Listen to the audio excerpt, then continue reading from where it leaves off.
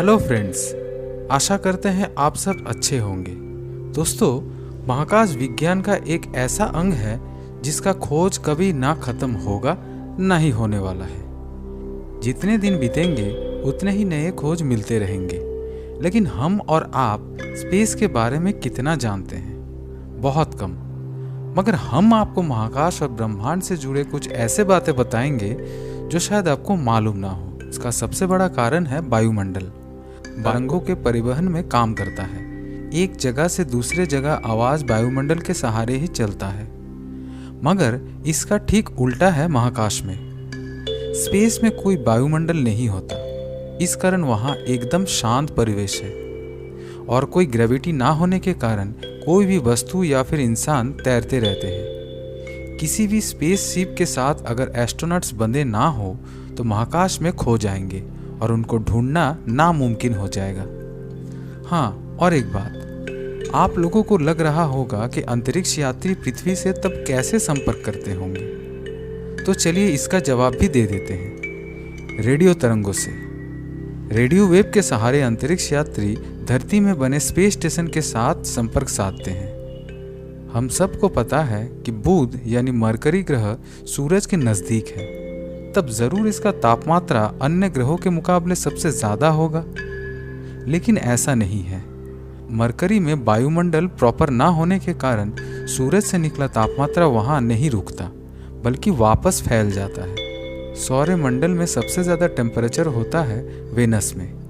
शुक्र ग्रह में कार्बन डाइऑक्साइड होने के कारण सूरज से निकला गर्मी वायुमंडल के अंदर ही रह जाता है, बाहर नहीं निकल पाता। इसके कारण वहाँ तापमान 462 डिग्री सेल्सियस रहता है, जो कि सौरमंडल का सबसे गर्म ग्रह है। दोस्तों, धूमकेतुओं को देखना किसे नहीं पसंद है? हमारे स्कूल में हेलेस कॉमेट के बारे में सुना था। उसके ऊपर हमारी उत्सुकता तभी से बढ़ी, लेकिन अपने आंखों से देखने का सौभाग्य शायद हम कम लोगों को मिला होगा, क्योंकि ये सामान्य धूमकेतु नहीं है। हर 76 वर्ष बाद ये पृथ्वी से दिखाई देता है। पिछली बार इसको 1986 में देखा गया था और अगली बार 2061 और 2062 के बीच किसी एक समय देखा जा सकता है।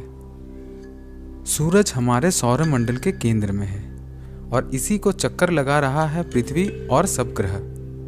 वैज्ञानिकों का मानना है कि सौरमंडल के ज़्यादातर ग्रह, एस्टेरॉइड्स और कई चीज़ें हैं जो सूरज से टूटने के कारण बने हैं, यानी ये सब सूर्य के अंश हैं। लेकिन क्या आपको मालूम है, सौरमंडल के अंतर्गत जितने ग्रह, उपग्रह, एस्टेरॉइड्स, धूल, गैस, इन सब का लगभग मिला के जितना द्रव्यमान निकलता है उसका 99% सिर्फ सूरज का ही है। इसी के कारण सूरज का ग्रेविटेशनल फोर्स ग्रहों के ऊपर इतना ज़्यादा काम करता है।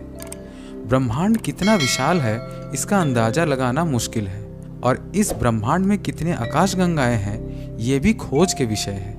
लेकिन कुछ के बारे में जानकारी लगाया जा चुका है, जैसे कि एंड्रोमेडा, मिल्की वे, वर्लपुल और कई गैलेक्सीज।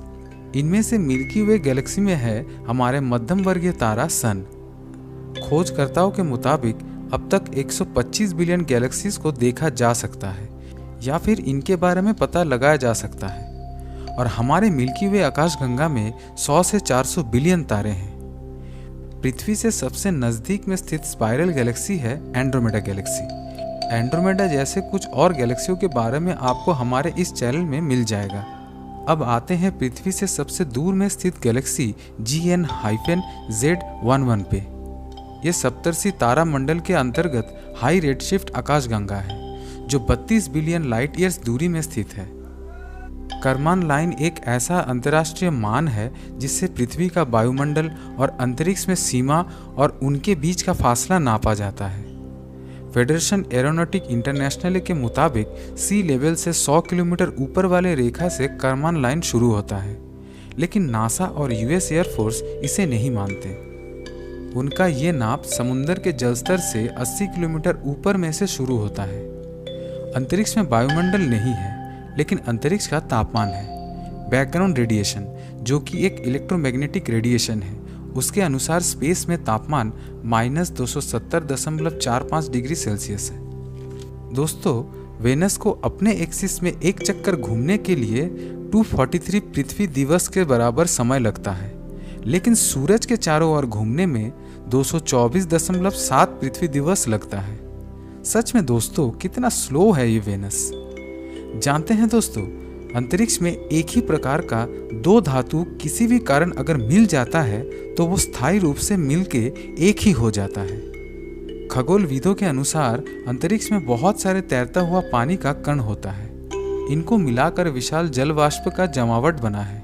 तो इन सब को मिलाकर जितना मास होता है वो पृथ्वी में स्थित समुद्र, नदी एवं महासागर में मौजूद पूरा पानी के कण का जो मास है उससे 140 ट्रिलियन गुना ज्यादा है। माउंट एवरेस्ट पृथ्वी का सबसे ऊंचा पर्वत चूड़ा है, लेकिन इसका 2.5 गुना ऊंचा एक ढाल ज्वालामुखी है मंगल ग्रह में। ओलिम्पस मॉन्स नाम का ये ज्वालामुखी अंतरिक्ष का सबसे बड़ा और सौरमंडल का सबसे ऊंचा पर्वत है, जिसका ऊंचाई डेटम से 21,287.4 मीटर ऊंचा है। जियोडेटिक डेटम धरती में किसी स्थान को पता लगाने का संदर्भ बिंदु है। हीरा किसे नहीं पसंद है? हम और आप सबको हीरा पसंद है, परंतु सोचिए हीरो का अगर भंडार आपको मिल जाए तो आप क्या करोगे? इतना सोचिए मत दोस्तों। वो खजाना पृथ्वी से दूर और एक बहिर्ग्रह में है। 55 कैनक्राई ई नाम से एक्सोप्लैनेट 30 अगस्त 2004 को खोजा गया था। अधिकांश भाग कार्बन से बना इस बहिर्ग्रह में मौजूद 1/3 पदार्थ का द्रव्यमान, तापमान और दबाव के कारण हीरा में परिवर्तित हो चुका है। 55 कैनक्राई ई नाम का बहिर्ग्रह 55 कैनक्राई ए नाम से बना एक तारा का चक्कर लगाता है और सबसे पहला खोजे जाने वाला ये महापृथ्वी का व्यास हमारे पृथ्वी से 2 गुना ज्यादा है। अंत में एक और मजेदार तथ्य आपके साथ शेयर करता हूँ। नासा के द्वारा स्वीकृत सूट का कीमत इतना $। है। सूट का कीमत इतना क्यों हुआ जानते हैं? बैकपैक और कंट्रोल मॉड्यूल के कारण, जो कि इन पूरा कीमत का 70% है। तो दोस्तों ये था आज का फैक्ट्स। फिर मिलते हैं अगले एपिसोड में, लेकिन जाने से पहले वीडियो को लाइक और शेयर करना ना भूलें। धन्यवाद।